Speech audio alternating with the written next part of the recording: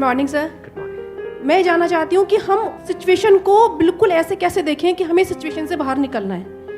कि मान लो हमारे पास बार बार कोई प्रॉब्लम आ रही है, हम उसे फेस कर रहे हैं, फिर जो आसपास के हमारे सराउंडिंग्स के लोग हैं वो भी टाउंटिंग कर रहे हैं हम पर, नहीं तुमने पहले भी ऐसे किया था, अब फिर तुम फेल हो जाओगे इसमें। तो वहाँ जा करके हम स्टक हो जाते हैं और फिर हमारा कॉन्फिडेंस लूज हो जाता है। हम एग्जैक्टली कहाँ स्टक हो जाते हैं, जिसको आप जो वर्ड यूज कर रहे हो स्टक हो जाते हैं, मतलब आप कह रहे हो कि हम अपनी थिंकिंग में स्टक हो जाते हैं। थिंकिंग में स्टक हो जाते हैं, राइट?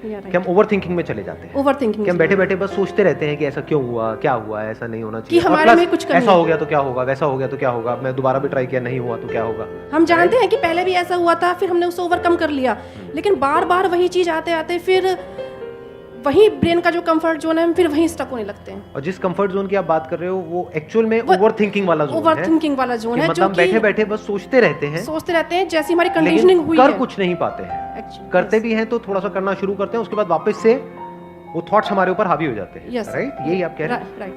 प्रॉब्लम सबसे बड़ी पता है क्या है? कि सबको यही लगता है कि हमारी प्रॉब्लम सबसे बड़ी है। अगर यहाँ पर मैं एक एक करके सबको बोलूं कि आप बताओ कि आपकी लाइफ में क्या क्या प्रॉब्लम्स आई या अभी क्या प्रॉब्लम्स चल रही है, तो आई एम श्योर कोई सोच भी नहीं सकता कि अच्छा ऐसी ऐसी प्रॉब्लम्स भी कोई फेस कर सकता है क्या। तो इन प्रॉब्लम्स के बावजूद भी कुछ लोग आगे बढ़ पाते हैं, कुछ नहीं बढ़ पाते हैं। That is the big question कि एग्जैक्टली हम स्टक कहां पर होते हैं। क्या हम एक्चुअल में लाइफ में प्रॉब्लम्स में फंसते हैं या उन प्रॉब्लम्स को लेकर के जो हमारी थिंकिंग है वहां फंसते हैं? सबसे पहले ये चीज हमको क्लियर होना चाहिए। तो जो हम कह रहे हैं फंस गए हैं, हम एक्चुअल में प्रॉब्लम्स में नहीं फंसे हैं, क्योंकि प्रॉब्लम्स तो सबकी लाइफ में है। हम एक्चुअल में थिंकिंग में फंस जाते हैं। ये पॉइंट सुनने में छोटा लग रहा होगा, but it is a very big point two understand in life, जो 99% लोगों को नहीं समझ में आता है। हम क्या समझते हैं कि हम प्रॉब्लम्स में फंस गए हैं, क्योंकि the moment you say that, तो जब तक प्रॉब्लम्स रहेगी तब तक आप फंसे रहोगे। और प्रॉब्लम्स कब तक रहेंगी? लाइफ टाइम, जब तक लाइफ रहेगी। बट द मोमेंट यू से कि मैं प्रॉब्लम्स में नहीं फंसा हूं, प्रॉब्लम्स मतलब लाइफ में नहीं फंसा हूं, मैं लाइफ के बारे में जो मेरी थिंकिंग है उधर मैं फंस गया हूं जाकर। अब मैं उस थिंकिंग को कैसे चेंज करूं? इफ यू से दैट, तो वो आपके हाथ में पूरा कंट्रोल है।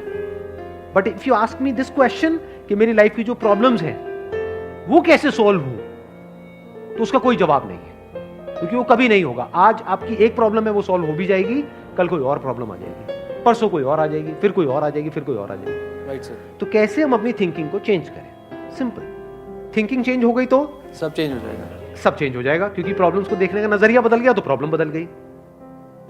एक बंदा जिसकी थिंकिंग नहीं फंसी हुई है, उसको आप चारों तरफ से फंसा दो, वो निकल जाएगा।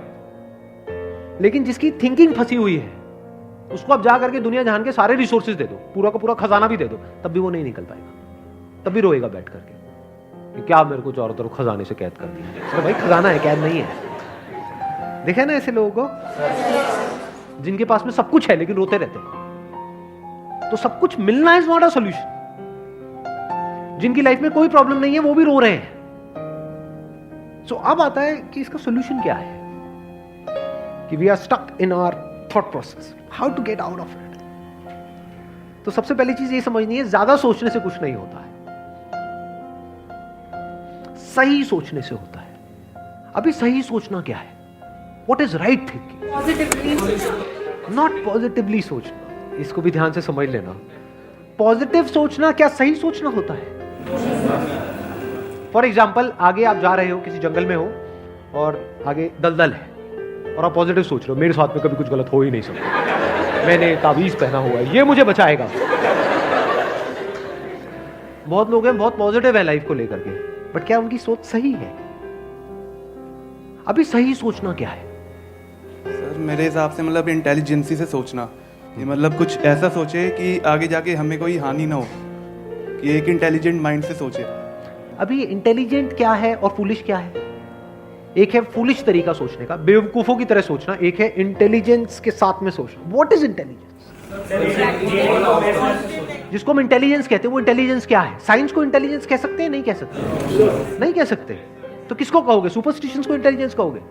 सुपरस्टिशंस मतलब क्या? बिलीफ, कुछ भी मान रखा है, उसको पकड़ के बैठे हुए, उसके हिसाब से एक्ट कर रहे हैं, उसको इंटेलिजेंस कहोगे?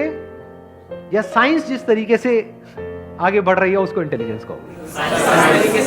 एग्जैक्टली। तो साइंटिफिक वे ऑफ थिंकिंग समझना पड़ेगा, वो क्या है, उसको अपनी लाइफ में लगाना पड़ेगा, तब आप कह सकते हो आपकी जो थिंकिंग है वो सही है। अब ये साइंटिफिक थिंकिंग मतलब क्या? रियलिटी को एज इट इज देख लेना, दैट इज साइंटिफिक थिंकिंग। यही तो है, और क्या है? There are laws of this universe, उसको एज इट इज देख लेना, उसको ऑब्जर्व करना, यही तो है साइंटिफिक थिंकिंग। उन लॉज को बदलना नहीं, क्योंकि साइंस बदल नहीं सकती उन लॉज को। लॉ ऑफ ग्रेविटी को साइंस बदल नहीं सकती है, उस लॉ को समझ करके उसके हिसाब से एक्ट कर सकती है। इसी साइंटिफिक थिंकिंग को अगर हमको अपनी लाइफ में लगाना हो तो इसका मतलब क्या? एक थिंकिंग हो सकती है लाइफ से रिलेटेड, जो भी आपके दिमाग में कचरा भरा पड़ा है बचपन से लेकर के आज तक, जैसा आपको समझाया गया है लाइफ के बारे में। किसने समझाया है? वो लोग जो खुद नहीं समझते, लाइफ के बारे में अपने अपने बिलीफ्स बनाए हुए हैं, अपने अपने स्टैंड पॉइंट से लाइफ को देख रहे हैं। फॉर एग्जाम्पल, कोई हिंदू है तो एक तरीके से लाइफ को देख रहा है, कोई मुस्लिम है तो अलग तरीके से लाइफ को देख रहा है, क्रिश्चियन है तो अलग तरीके से देख रहा है। क्या सही है इन तीनों में से? कि तीनों को सही थिंकिंग कह सकते हैं?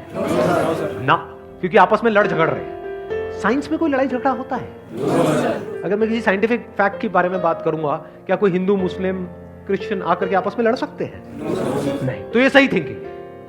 एक है जो हमें सही लगता है, एक है जो सही होता है। दोनों में जमीन आसमान का फर्क है। एक है जो आपको सही लगता है, एक है जो सही है।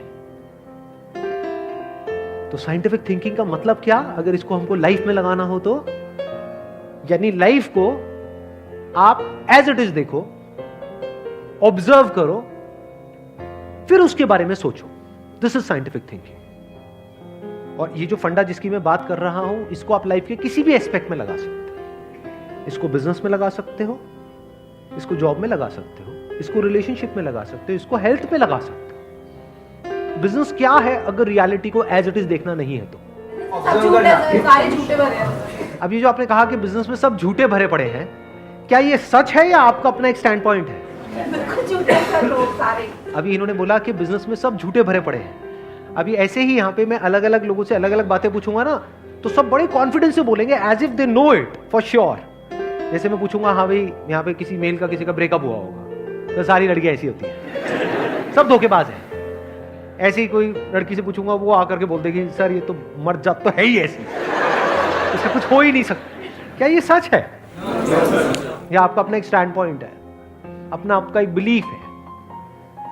तो ध्यान से समझ लेना, इसका जो सबसे पहला स्टेप है वो है अंदर जो भी कुछ पड़ा हुआ है आपके, जो भी आपने मान रखा है उसको छोड़ दिया। अब आप हल्के फुल्के हो गए, अब एज इट इज देखा लाइफ को ऑब्जर्व किया as life, not my life. For example, anger, क्या एंगर आपका है? बट आप एंगर का सोल्यूशन कैसे निकालते हो? मुझे गुस्सा आता है, मुझे गुस्सा नहीं करना है। कभी भी आप एंगर का ऐसे सोल्यूशन निकाल ही नहीं सकते। सिर्फ आपको आता है गुस्सा या सबको आता है? सबको आता है। तो क्या एंगर सिर्फ आपकी प्रॉब्लम है या एंगर एक लाइफ की प्रॉब्लम है? Fear, if you can look at fear, not your fear और माई फियर, फियर, डर है ना, वो डर क्या है? Can you look at it? इसको बोलते हैं साइंटिफिकली चीजों को देखना। रिलेशनशिप, नॉट माई रिलेशनशिप और योर रिलेशनशिप, रिलेशनशिप। तो इस तरह से जब हम चीजों को देखते हैं ना, not from a subjective point of view but from an objective point of view, जैसे एक साइंटिस्ट देखता है, जैसे एक साइंटिस्ट ऑब्जर्व करता है, वहां पे ना खुश हुआ जाता है, ना परेशान हुआ जाता है, ना पॉजिटिव हुआ जाता है, ना नेगेटिव हुआ जाता है। This positive and negative is your stand point, is a subjective point of view. In objective reality, उसमें खुश क्या होना है और दुखी क्या होना है, वहां पर सब कुछ क्लियरली नजर आ रहा होता है। वहां पे कभी भी हमारी थॉट प्रोसेस स्टक नहीं होती है, हम फंस ही नहीं सकते। बिलीफ्स में आप गारंटेड फंसोगे। शॉर्ट टर्म में वो अच्छे लग रहे होते हैं क्योंकि वहां पे कंफर्ट मिलता है।